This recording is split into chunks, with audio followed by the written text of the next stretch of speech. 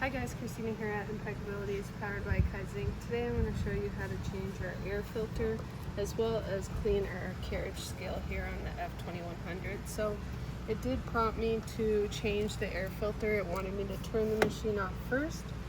So it kind of clips in here. So as you can see, it's kind of filled with lint and debris and other stuff. So we're going to pop in a new one. Pretty simple. You have the grooves here that go in the machine and you'll hear a little click. So with that kit comes these. I just soaked it in our cleaning solution, and we're going to go ahead and just give this guy a little wipe all the way down.